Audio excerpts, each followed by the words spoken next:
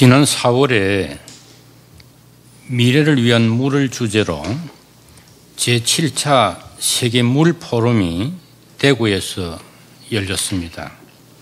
이 포럼은 1992년 리우 유엔 환경개발회의가 세계 물의 날을 제정한 후 3년마다 개최하는 국제회의입니다. 이만큼 물은 현대 문명의 주요 관심사로 떠올랐다고 할 수 있겠습니다. 스티븐 솔로몬은 물의 세계사에서 인류가 자연으로부터 깨끗하고 충분한 물을 공급받지 못한 것은 우리 시대가 역사적으로 처음 맞는 일이라고 말합니다. 20세기가 석유를 이용한 블랙골드의 시대였다면 21세기는 물 산업이 주도하는 브루골드의 시대가 될 것으로 전망되기도 합니다. 물은 석유 이상으로 세계에서 가장 부족한 자원이 되었으며 앞으로 물을 둘러싼 갈등은 석유를 둘러싼 갈등보다 더욱 심할 것으로 추측됩니다. 20세기가 석유 자원을 둘러싼 갈등의 역사였다면 21세기는 물을 둘러싼 투쟁이 세계 질서와 문명의 운명을 결정짓는 새로운 전환점이 될 것이라는 전망도 나옵니다. 우리는 아직까지는 물 부족이 심각하지 않기 때문에 물의 중요성을 덜 느끼고 있습니다만 조만간 물에 대한 인식의 전환이 필요할 것으로 생각됩니다. 오늘 전상인 교수님께서 물에 관한 좋은 발표를 해 주시겠습니다. 전상인 교수님은 현재 한국 사회학계에서 가장 주목받는 학자입니다.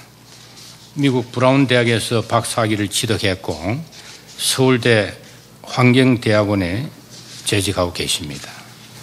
네, 전상인 교수님 부탁드리겠습니다. 제 주관적인 생각이지만 아마 21세기 세 가지 키워드를 저한테 꼽으라 그러면 하나는 환경이고 두 번째는 도시고 세 번째는 물이라고 저는 생각을 합니다. 첫 번째 환경이란 말씀은 보통 이제 성경 말씀에 하면 하늘 아래 새로운 게 없다.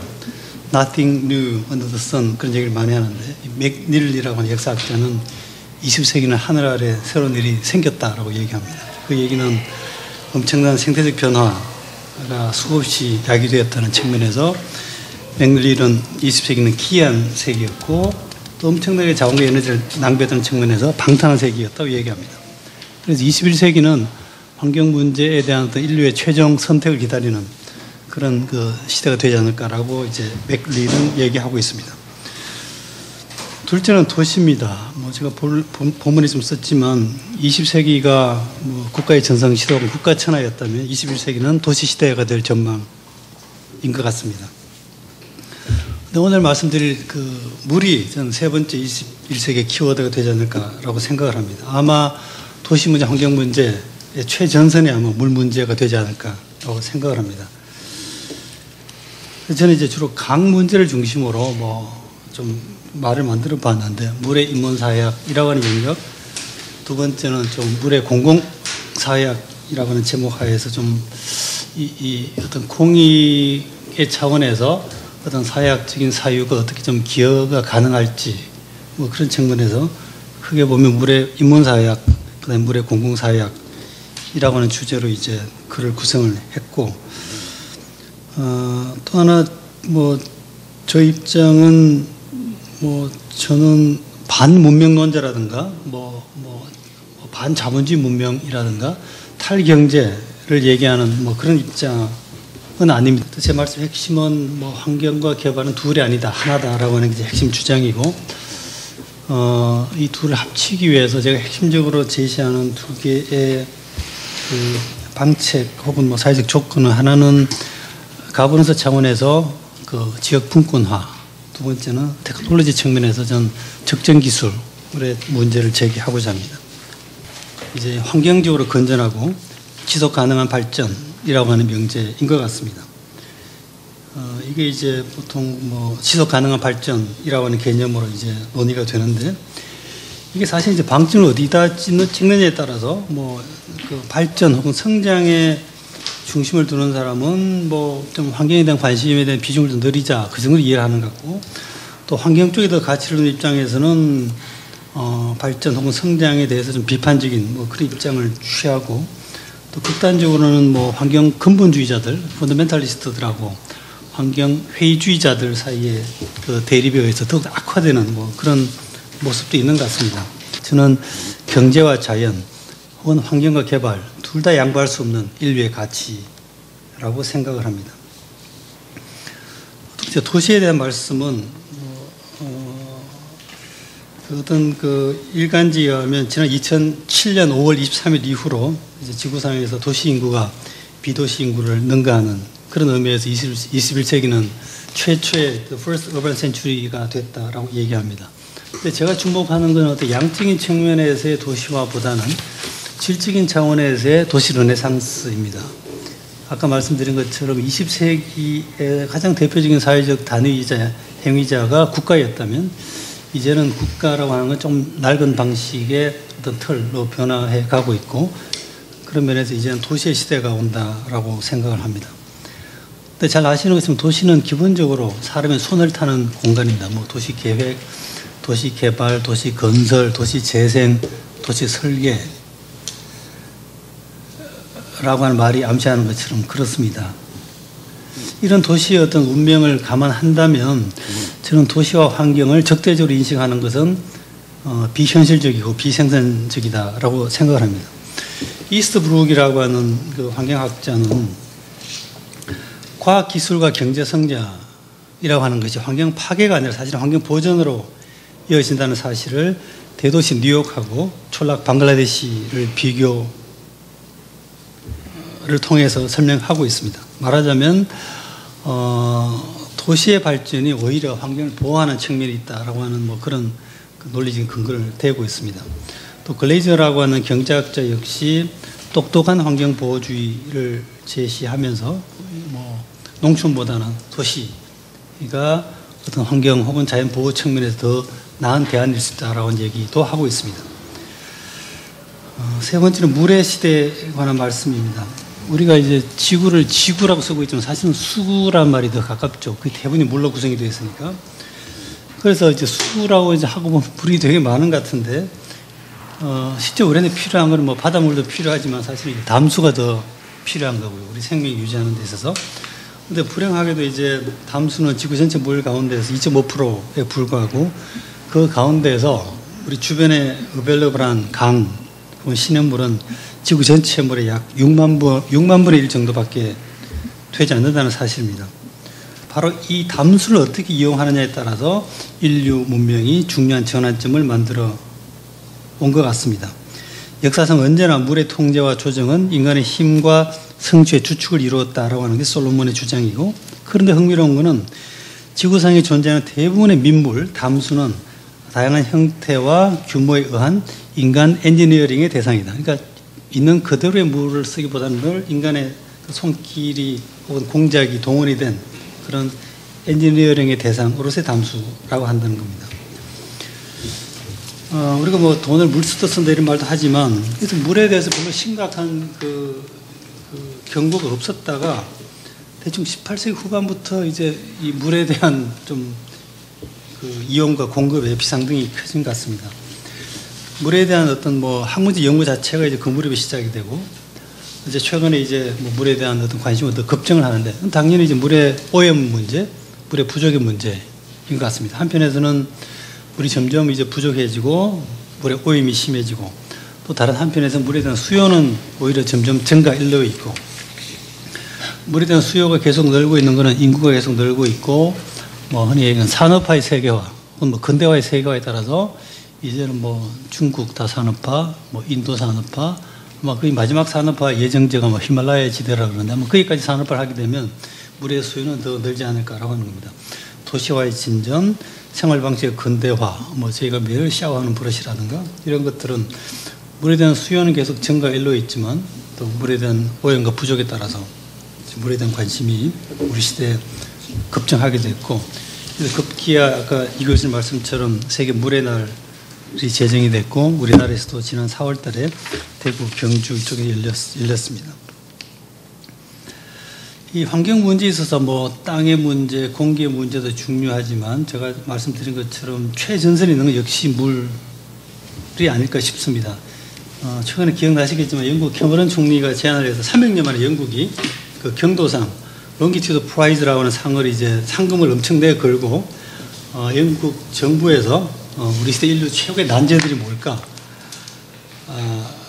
그걸 제시하면서 해답을 이제 상금을 걸고 이제 구했는데, 이때 영국 그 경도상에서 인류 최고 난제로 제시한 6가지가 있었는데, 하나가 이제 비행, 플라이트, 두 번째가 식량, 세 번째가 치매, 네 번째가 신체 마비, 다섯 번째가 물, 그리고 여섯 번째가 항생제 내성 문제였습니다.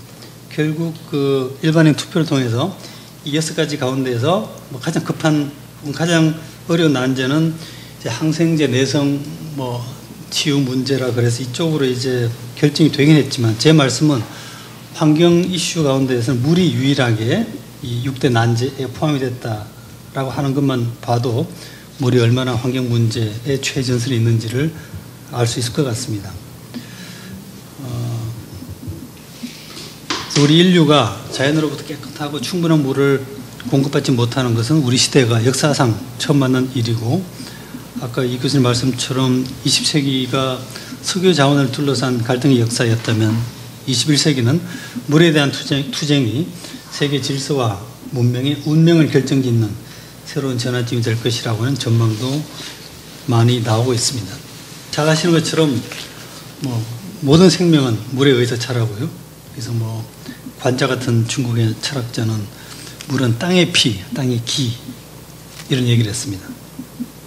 우리 몸속에 대부분 물이고요. 그래서 인간한테는 뭐 일종의 친수 본능 같은 게 있다, 이런 얘기도 있는 것 같습니다. 그래서 물은 생물학적으로 굉장히 중요한 요소고, 또 신앙적으로도 뭐 민간 신앙에서의 뭐 정화수 모시기라든가 목욕 재개, 우물 섬기기, 뭐 불교 쪽의 개욕, 관욕, 기독교 쪽의 세례, 영세, 다 물과 관련된 것입니다. 뭐 그 성경에 나오는 노아의 홍수 같은 것도 물이라고 하는 것이 홍수를 통한 어떤 뭐 정화, 재생이라고 하는 차원을 갖고 있는 것 같습니다. 그것보다 좀 더 중요한 요소는 이제 그 물의 근대화 문제인데, 약간의 논란이 있지만, 지금 우리가 다 공기를 쉬고 있지만 공기를 마시는 데는 특별한 뭐 장치라든가 특별한 수고 없이도 호흡하는 문제는 해결이 되는데, 물은 상대적으로 호흡하는 것에 비해서는 예를 들어 뭐 물찌개를 나른다든가 아니면 상수를 설치한다는 식의 크고 작은 수고나 장치가 필요하다는 점에서 물하고 공기는 조금 다른 것이죠. 그런데 전통 사회에서는 물을 얻기 위한 노력이 그렇게 지금처럼 거창하지 않았던 것 같습니다. 물은 멀리 이동하지도 않았고 이동할 수도 없었고 그랬습니다. 그래서 우리 뭐 동네 그랬다 동자를 보면 물수변에 같을 동자, 그러니까 대부분 그게 뭐 강이든 우물이든 못이든 같은 물을 쓰는 사람들, 그걸 이제 동이라고 표현했던 것 같습니다. 그런데 이제 근대화 과정에서 이런 물 생활에 혁명적인 변화가 초래된 것 같습니다. 도시화는 생활 용수를 필요로 했고 산업화는 공업 용수를 대량으로 필요로 했기 때문입니다. 이걸 이제 저희들은 물의 사회적 구성 혹은 물의 사회적 생산 뭐 이렇게 이제 어렵게 좀 얘기하기도 하는데, 이 말의 뜻은 물은 더 이상 온전한 자연도 아니고 스스로 순환하는 것도 아니고 공짜도 아니고 모든 사람 앞에 평등하게 존재하는 것도 아니라는 뜻에서 물의 사회적 구성 혹은 물의 사회적 생산, 이런 말을 쓰고 있습니다.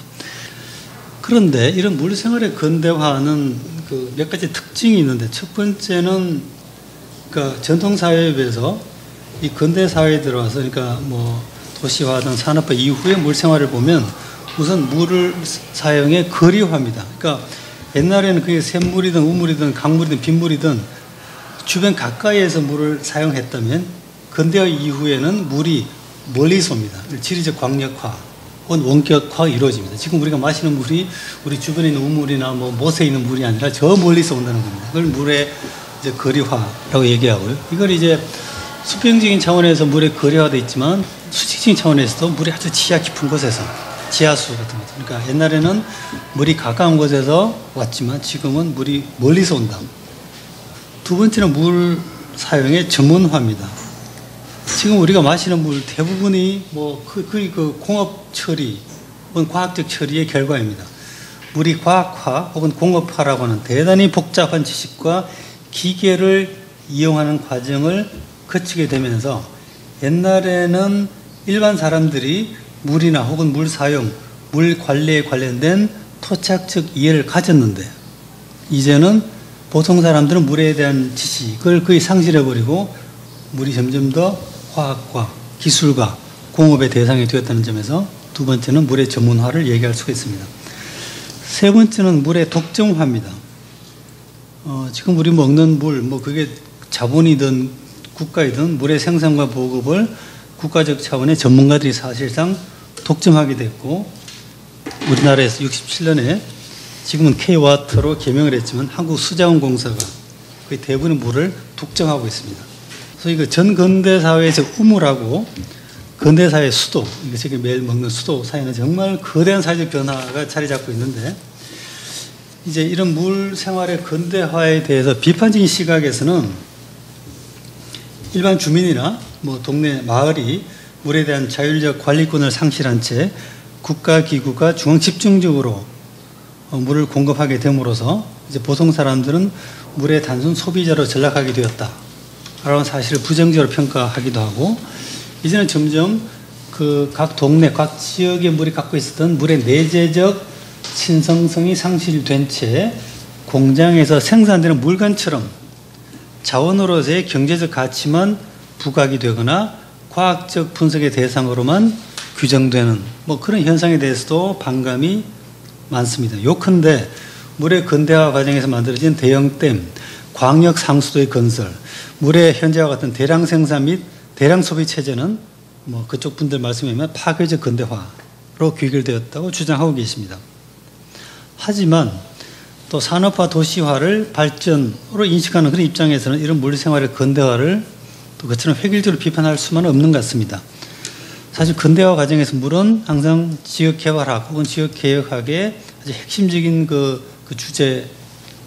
주제였고요. 이런 점에서 우리나라처럼 수자원 부정과 개발 가능 지역의 편제, 수요지 일부 지역 집중, 강수량의 지역 간 혹은 유역 간 불균형 문제를 해결한다면 이런 그 물생활의 근대화를 꾀했던 개발연대 시대 수자원 정책은 비판의 여전히 있지만 나름대로 경제적 합리성이 있었다라고 평가하는 그런 분들도 계십니다. 그런데 오늘날 강은 우리한테 이중적인 모습으로 다가오는 것 같습니다. 첫째는 흔히 한강의 기적이라고 그 말 자체가 의미하는 것처럼 강이라고 하는 것이 우리 근대화의 원동력이었다라고 하는 주장입니다. 그런데 이 주장에서는 근대화론자라고 얘기해도 괜찮고 이쪽에서는 그런데 한때는 그 한강의 기적이 얘기하는 것처럼 강이 우리나라 근대화의 원동력이었는데 오늘날 와서 우리나라의 강이 더 이상 국가 발전의 동반자 역할을 더 이상 지속하지 못한다는 점을 아쉬워하고 있습니다. 강이 죽었다는 겁니다. 따라서 강도 되살리면서 수자원 정책을 업그레이드 해보겠다는 그런 발상이 아마 지난 정부의 4대 강 사업으로 표출되었다고 볼 수가 있습니다. 그런데 이와 반대로 또 다른 입장에서는 우리나라 강을 이른바 파괴적 근대화의 파국적 현장으로 보는 시각입니다. 급속한 근대화 과정에서 강물은 황폐화되고 인간과 강의 사이는 크게 멀어졌다라고 생각을 합니다. 공통된 점은 근대화론자에서도 지금 우리나라 강이 문제다, 강은 죽었다라고 생각하고 파괴적 근대화론자도 우리나라 강은 큰 문제고 지금 죽었다라고 생각을 합니다. 이제 그렇다면 이제 우리나라에서도 이제 앞으로 물을 어떻게 이제 어떤 공공계획의 관점에서 해결해야 될까에 대해서 제가 제안 드리는 바는 첫 번째는 분권화의 문제입니다.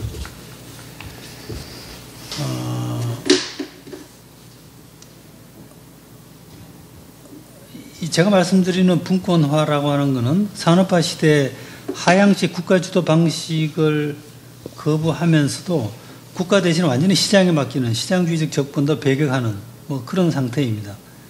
또한 지금까지 아까 말씀드린 뭐 수자원공사라든가 이런 수자원 관료제가 장악하는 어떤 경성특검법도 문제라고 보지만 그 운동형의 사회운동형의 환경 근본주의적인 접근도 비현실적이라고 보는 입장입니다. 그래서 제가 주장하는 대목은 이런 양극단 사회에서 일종의 분권화된 지역 주도형 물관리 시스템으로 가야 되지 않을까라고 생각을 합니다. 두 번째, 테크놀로지 차원에서는 물환경 가버넌스의 분권화는 적정 기술, 어프로프레이트 테크놀로지하고 짝을 이룰 수밖에 없다라고 생각을 합니다. 적정 기술이라고 하는 것은 그 기술이 사용되는 사회 공동체의 정치적, 문화적, 환경적 조건을 고려해서 해당 지역에서 지속적인 생산과 소비가 가능하도록 만들어지는 기술. 잘 아시는 것처럼 이 적정 기술이라는 개념 자체는 그 슈마허라고 하는 원래는 그 주류 경제학자였다가 그 버마, 인도, 깐디, 불교 사상의 미래에 대해서 이제 갑자기 턴한 분인데 이분이 이제 처음에 중간 기술이라는 개념을 사용했다가 중간 기술 그때 중간이라는 말이 어중간해서 이제 최근에 이제 적정 기술이라고 하는 말로 통일되는 것 같은데 이 적정 기술이라고 하는 것은 이제 선진국의 거대한 기술 혹은 첨단 기술을 배격하면서 그렇다고 해서 완전히 과학의 원시적인 기술로 돌아가자는 주장은 아니고 이 슈마허가 주장하는 적정 기술은 첫 번째는 인간 중심적인 기술, 그러니까 인간의 손과 머리가 모형 지물이 되지 않는 기술을 얘기하고 두 번째는 자립적인 기술, 외부의 자금이나 기술에 의존할 필요가 없는 소박하고 값싼 기술을 얘기하고요. 세 번째는 민주적인 기술, 또 기술이라고 하는 것이 전문가의 특권이 아니라 누구나 사용할 수 있는 민중 혹은 대중의 소유가 될 수 있는 그런 기술을 얘기하고 네 번째는 지역 중시의 그러니까 지역이 중심이 된 지역이 주도가 된 개발에 걸맞는 기술, 그만큼 토착 기술과 연관된 그런 기술을 이 슈마허는 적정 기술로 얘기하는 것 같습니다. 70년대 후반에 이제 슈마허가 적정 기술 운동을 많이 일으켰다가 한동안 잠잠했다가 최근에 지속 가능한 발전 담론이 부각되면서 이제 우리나라에서도 적정 기술 운동이 최근에 이제 크게 부각하고 있습니다. 우리나라는 서구 산업 국가들과 비교해 볼 때 환경 오염 심화의 기간이 비교적 짧았고요. 산업화 초기부터 오염 배출이 적은 최첨단 기술과 시설에 의존할 수 있었기 때문에 심각한 환경 오염의 발생을 비교적 상당 부분 미연에 예방할 수 있었습니다. 모두에 말씀드린 맥닐이라는 사람에 의하면 환경 파괴 혹은 환경 훼손의 핵심적인 요인은 전쟁, 두 번째는 빈곤, 그리고 기아라고 얘기합니다. 그래서 이 맥닐의 논리에 따르면 한국은 북한보다 환경 문제를 해결할 수 있는 능력이 월등하다라고 볼 수 있습니다. 우리에게 자연처럼 주어져 있는 모든 것은 사실은 오랜 세월에 걸쳐서 인간이 만들어낸 문화일지도 모릅니다. 그래서 환경과 개발은 서로 합쳐서 문화를 창조한다고 볼 수가 있습니다. 그래서 오늘 제 말씀의 큰 결론과 하나는 환경과 개발은 둘이 아니고 환경과 개발이 잘 합쳐지면 그건 문화를 만들어낸다라고 생각을 합니다. 저는 개인적으로 정책은 만들어지는 것이 아니라 쌓여가는 것이라는 말을 좋아합니다. 그런데 지금 같은 우리나라 정치 환경 속에서는 정책이 단속이 되고 이어졌다 끊어졌다 하고 정책이 단절되는, 그러니까 이런 정책의 단속 혹은 단절로는 무엇 하나 제대로 이루기 힘든 어떤 그런 상황에 처해 있지 않나라고는 안타까움을 갖고 제 말씀을 마치겠습니다. 고맙습니다. 지금 제가 열심히 또 쫓아다니고 있는 현장이 바로 갈등 현장입니다. 두 가지 갈등에 지금 우리나라가 쌓여 있는데 하나는 전기 갈등이고 또 다른 갈등은 물 갈등이죠. 그죠? 물 갈등입니다. 마침 지난 2주간 저 공교롭게도 2000년대 초반에 갈등의 현장이었던 시화호를 다녀왔습니다. 시화호. 예, 시화호를 다녀왔, 조력발전소가 다녀왔고, 그 다음에 또 공교롭게도 어제는 또 2008년부터 그 갈등이 대상이 되었던 경희 누나를 또 다녀왔어요. 경희 누나. 예, 또 갈등의 현장에서 이제 그 갈등이 지나간 후의 모습들을 한번 봤는데, 그러면서 참 착잡하기도 하고, 과연 무엇을 해야 하나라고 하는 그런 생각도 좀 해봤습니다. 지금 21세기 대한민국이 다뤄야 할 물을 어떤 그릇에 담아야 할까라고 고민해 주셨는데, 분권화된 지역주도형 물관리 시스템이라고 하는 그런 방향성을 설정해 주셨어요. 그러면서 동시에 중앙 집권도 안 되고 그렇다고 지방 분권도 안 된다라고 하는 방향성을 제시해 주셨고, 그 방향성에서 나온 것이 협력적 거버넌스라고 하는 체제입니다. 그러나 아쉽게도 거버넌스라는 말이 지난 20년 동안 우리 사회에 그냥 통상화된 단어가 되어 있고 일상화된 단어가 되어 있습니다. 저도 많은 갈등 현장에서 다양한 주제들에게 거버넌스 만드세요, 거버넌스 제대로 만드세요라고 많이 그 제안을 하고 있는데, 그 거버넌스를 만드세요라고 하는 말처럼 무책임한 말이 또한 없는 게 거버넌스가 실현화될 수 있는 그런 전략과 전술은 또 다른 차원의 문제이기 때문에 이다라고 생각이 됩니다. 협력을 만들어내기까지가, 그 다음에 거버넌스를 만들어내기까지가 굉장히 또 많은 지난한 아픔의 시간이 있어야 우리는 우여곡절 끝에 거버넌스가 만들어집니다. 즉 다른 말로 대화의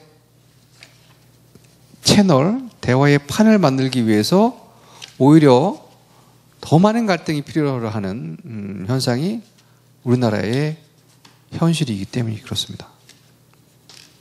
그렇다고 하면 협력, 그 다음에 거버넌스, 이 두 키워드가 오히려 좀 더 사회적 비용 없이 어떤 갈등의 어떤 커다란 진폭에 없이 매끄럽게, 그렇다고 뭐 갈등이 완전히 제거된 상태라든가 어떤 진폭이 굉장히 널뛰는 그런 것이 아니라 진폭이 이때 그 진폭이 좀 굉장히 작은 축소된 형태의 거버넌스, 협력적 거버넌스 나가는 그런 방법은 뭘까라고 하는 고민에 저도 지금 맞닥뜨리고 있습니다. 즉 협력적 거버넌스를 어떻게 하면 좀 더 용이하게 많은 사람들이 참여할 수 있도록 어떻게 설계를 할까라는 문제에 지금 맞닥뜨리고 있습니다. 보면 어떻든 거버넌스를 구축하기 위해서 가장 커다란 문제는 거버넌스를 구성하는 주체들 간의 신뢰가 전제되지 않으면 안 되겠다라는 말씀을 드리겠고요. 그 신뢰를 구축하기 위해서는 가장 강력한 힘의 그 소유자인 어떤 정부, 그 다음에 관료들에 대한 불신, 의사결정 구조에 대한 어떤 독점, 정부의 독점, 이런 문제를 어떻게 해결할 것이냐라는 문제가 가장 크지 않을까. 좀 더 함축적으로 말씀드리면 국가가 갖고 있는 독점적 계획권을 어떻게 하면 높은 수준이라고 할까요? 그러니까 그 상위 그 수준에서 좀 낮은 데로 떨어뜨릴까 하는 문제가 오히려 더 시급하게 연구되고 시급하게 마련돼야 할 전략의 대상이 아닌가 그런 생각이 듭니다. 그래서 많은 국가의 계획이 실패하고 있는데 그런 국가의 계획이 실패되는 현상이 과연 그 거버넌스로서 예방될 수 있고 관리될 수 있을까라고 하는 질문도 또한 생각이 듭니다. 이 자리에 빌어서 말씀을 드리고 싶은 것은 어떻게 하면 그 오랫동안 이 물에 관련돼서 천착해 오신 그 전상인 교수님에게 이 협력적 거버넌스가 작동 거버넌스가 되도록 하기 위한 그런 지혜가 있으시면 하는 말씀 듣고 싶습니다. 예. 이쪽 국토나 계획이나 도시 관련 그 학계 혹은 학회를 제가 가끔 보면 가령 제가 속해 있는 다른 학회, 예를 들면 한국 사회학회라든가 뭐 이런 학회에 비해서 어떨 때는 어떤 느낌을 받냐면 이게 말은 학회고 말은 학계지만 어떤 용역 단체 같아요. 어떤 정부나 자본의 기대나 요구로부터 자유롭지 못한 그런 측면에서 그러니까 어떤 중립적이고 합리적인 보이스를 낼 만한 어떤 학계의 중심이랄까 그게 유독 우리나라에서 이 분야에는 역사적으로 굉장히 취약한 것 같아요. 그러니까 말하자면 이런 뭐 환경 문제, 지역 개발 문제에 관해서 대학의 중심, 학계 리더십이 참 취약해 보인다라고 하는 게 뭐 선생님께서 말씀하시니까 그 제가 대답 드릴 수 있는 첫 번째 개인적인 소회이고요. 저 같은 보통 사람의 입장에서는 물 문제라는 게 물 아껴 쓰는 문제다 이렇게 이제 항상 그 생각을 하고 있는데 그 물을 이제 아침에 그 세수할 때 어떤 때 물을 틀어놓으면은 저희 안 사람이 그 물을 왜 그렇게 틀어놓느냐, 그 아껴 써야지, 낭비하는 거 아니냐, 그렇게 물어보면, 이제, 끄기는 끄는데, 마음속으로는 약간 저항감을 느끼는 게, 물이 뭐 우리나라가 그렇게 귀한 나라냐, 이 물이 정말 귀하다 하는 인식이 저 자신에게도 있는 것 같지가 않습니다. 그런데 이제 신문에 나는 거 이런 거를 보면은 우리나라도 앞으로 오래잖아 물이 아주 귀하게 되는 그런 나라가 될 것이다. 이런 얘기들을 하는데 그 얘기의 근원이 뭔지 사실은 정확하게 잘 모르겠습니다. 어떻게 보면은 물이 부족하다는 게 문제가 되면은 그거는 어떤 의미에서 있어서 과학기술적인 방법에 의해서 해결될 수 있는 게 아니냐. 지금 디셀리네이션의 기술이 엄청나게 발전이 돼 있고 또 규모도 이제 상당히 커져가는 걸로 알고 있는데 그런 방법으로 원천적으로 해결할 수 있는 하는 데 있어서 원천적인 무슨 문제가 있는가 이제 이런 생각이 듭니다. 물이 우리 환경을 정말 인간다운 아름다운 환경으로 만들고 하는데 필수 불가결의 요소다. 이제 이런 생각은 저희도 하고 있습니다만은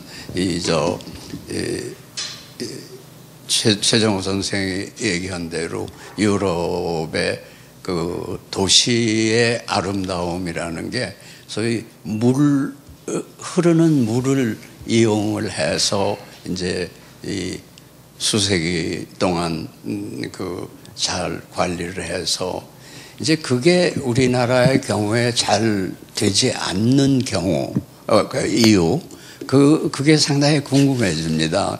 선생님께서는 상당히 비관적인 전망을 내놓으셨는데 이 단속이라고 표현하셨던가요? 정책에 단속이 있기 때문에 그렇다.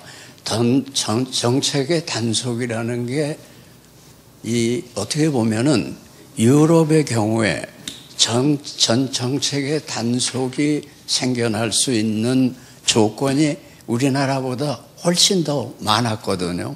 왕조의 변화, 이 혁명 이런 게 우리나라보다 훨씬 더 많았고 또 이 땅의 주인이 많이 자주 바뀌지 않았습니까? 중세 이후에. 그런데도 불구하고 이제 쭉 이렇게 아까 말씀하신 것 중에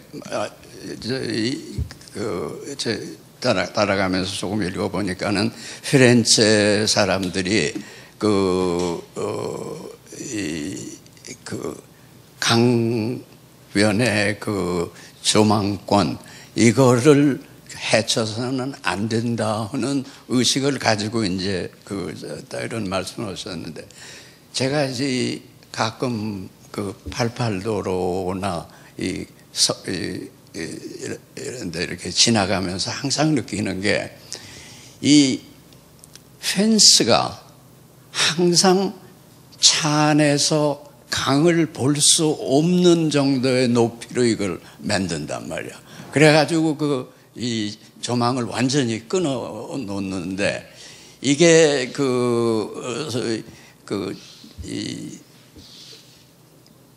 그런 정책을 수립하고 입행하는 사람들의 어떤 미적인 의식의 결여 이런 데서 오는 건지, 그렇지 않으면 무슨 이유가 있는 건지, 이런 게 이제 상당히 궁금해지거든요. 적어도 우리나라에 국한해서 생각을 하면은 물의 문제는 물의 관리를 제대로 못하고 있기 때문에 생기는 것이 아니냐. 강만 해도 이 선생님 지적하신 대로 이 지류까지 전부 합해가지고 35,000개가 넘는다 이렇게 말씀을 하셨는데, 그 중에서 정말 강 아름답다, 참 좋다 하고 느끼는 게 이건 완전히 짐작입니다만은 10%가 뭡니까? 한 5%도 안 될 것 같다 하는 생각이고, 또 우리가 이제 비를 많이 받는 나라인데 그런데 이거를 가둬놓을 수 있는 기술이라든지 이런 게 상당히 발전했을 법도 한데 그렇지가 않고 그래서 기본적으로 우리 한국 사람들의 강, 물 이런 데에 대한 생각이 조금 너무 소홀해 오지 않나. 안악내들 개울가에서 빨래하는 거 있지 않습니까? 예. 그거 외국에서 서양사회 같은 데서 별로 볼 수 없는 광경이거든요. 그런데 그게 왜 그렇게 됐는지, 중국이나 이런 데는 어떤지 모르겠습니다만은 강과의 관계, 물과의 관계 이런 것들이 뭔가 상당히 오래전부터 조금 잘못 잡혀 있는 게 아닌가 하는 그런 선생님 발표를 들으면서 그런 의문들이 생깁니다. 아까 선생님께서 좋은 말씀하셨는데, 실제로 우리가 물 부족한가, 팩트인가 아니면 좀 과장인가, 저는 둘 다 있는 것 같아요. 그러니까 확실히 좀 맨날보다 물그릇이 줄어든 건 사실이고, 그건 비단 97년 용담댐 이후에 댐이랑 물그릇을 안 만드는 것도 큰 이유이긴 하지만, 더 큰 이유는 논농사를 짓지 않으므로, 전통적으로 논농사가 물을 굉장히 보관을 많이 하는데, 이제는 논농사를 거의 짓지 않아서 물이 흘러내리거든요. 그런 면에서 어떻든 물을 보관하는 그런 캐패시티가 준 건 사실이지만, 냉정히 보면 물 부족 국가론에는 약간의 정책 당국자들, 권력자들의 과장도 전 있을 수 있다고 생각을 합니다. 지금 이제 담수는 6만 분의 1 굉장히 적은 거 아닙니까? 그러니까 담수 자체가. 그럼 앞으로 이제 과학기술이 이제 계속 발전한다 할 때 바닷물을 담수화할 수 있는 좀 더 간단히 담수화하는 그런 비용이 적게 들고, 그런 시대가 온다면은 이 강이 담수 때문에 지금 문제된 거니까 강의 시대가 온다, 그렇게 꼭 말할 수 있을 것인지 하나하고, 그다음에 아까 이제 적정 기술 말씀하셨지 않습니까? 그럼 우리 지금 현재 그 얼마 전 이명박 정부 때 한 그 4대강 사업에 동원된 기술은 거의 적정 기술인지 아니면은 그 훨씬 초과된 기술이 거기에 동원된지 그런 문제. 지금 제일 열심히 하는 데 싱가포르 같습니다. 싱가포르. 싱가포르가 뭐 기본적으로 물이 없는 나라라서 지금 말레이시아에서 이제 물이 대부분 오는데 그거 너무 비싸가지고 싱가포르가 해수의 담수화 기술도 많고 지금 한 3분의 1인가를 뭐 해수 담수를 한다는데 3분의 1. 꽤 비용이 많이 들어간답니다. 비용. 근데 제 말씀은 제가 이제 그 분코나 말씀드리는 거는 그러니까 굳이 그 해수의 담수화를 비싼 돈 들여서 하지 않더라도 지역 차원에서 작은 물그릇을 곳곳에 많이 만들면 그게 물 문제 해결이 가능하다는 주장들을 많이 하거든요. 그러니까 굳이 뭐 원거리 이동을 하지 않더라도 굳이 과학적 기술적 처리하지 않더라도 심지어 뭐 빗물이 얘기하는 사람은 빗물 그거 그냥 먹어도 된다 아무 문제 없다 뭐 얘기하는 사람이 할 정도니까 그러니까 그냥 어떻든 우리 동네 지역의 물 우리 지역에 해결할 수 있고 사실은 많은 경우에 그런 면에서 좀 어떤 그 분권의 틀 자체를 좀 바꾸면 좀 상당히 많은 그런 부분이 해결될 거라고 하는 뭐 낙관적인 전망이 있는데 기술적으로 경제적으로 뭐 전문적인 지식은 제가 잘 모르겠습니다. 저도 한번 제안을 해보는 거고 4대강 사업은 적정 기술 동원된 게 아니고 이건 거대 기술 이 적정 기술이라고 하는 가격이 쌓여야 되고 인체 공학적인 측면을 고려해야 되는 거고 뭐 설치와 사용이 쉬워야 되고 뭐 환경적 지속성이 있어야 되고 문화적 수용성이 있어야 되는 건데 4대강 사업은 뭐 완전히 거대 자본들의 토목 기술이 동원돼서 뭐 그런 적정 기술하고는 좀 아닌 것 같고 그러니까 제가 이제 뭐 바다의 시대에서 강의 시대라고 한번 말장난을 해본 거는 그러니까 이제 바다의 시대 그러니까 세계화가 무역 때문에 주로 바다를 중심으로 이제 그 자본주의 세계 경제 체제가 이제 지난 몇 세기 동안 발흥을 했지 않습니까? 그게 이제 성장 지상주의 뭐 속도 시대 뭐 그런 시대였다면 아무래도 강이라고 하는 거는 훨씬 그 어떤 세계 지향성보다는 로컬리티 성격이 훨씬 강하고 그래서 무명사치 큰 대서가 이제 세계화에서 지방화로 바뀐다면 이제는 뭐 우리가 뭐 이렇게 부역이라고 하는 뭐 어떤 세계 자본주의 체제에 대한 구상보다는 또 지역의 문화, 뭐 로컬 정서 이런 지방의 시대, 문화의 시대를 감안하면 저는 좀 예를 들어 지난 세기 동안 너무나 뭐 잊혀져 왔고 외면해 왔던 강을 조금 재발견, 재인식하자는 거죠. 그러니까 지난 수출이 주도했던 무역의 시대에는 뭐 주로 우리가 생각했던 게 그 비행기, 뭐 선박 이런 걸 생각했다면 그게 강을 그동안 우리 잊고 있었죠. 그런 의미에서는 뭐 4대강이 논란이 많겠지만 어떻든 강에 대한 관심을 환기시키고 뭐 그런 측면이 있는 것 같습니다. 제가 분권화라고 말씀드린 이유는 지금 현행 이제 지자체에서 하천 문제를 자기네들이 굳이 케어하지 않아도 괜찮은 거죠. 그러니까 표현이 도움이 안 되니까. 말하자면 이제는 제가 분권화라고 말씀드리는 거는 각 지자체로 하여금 자기 동네 강에 대해서는 좀 관심을 갖게 만들자는 겁니다.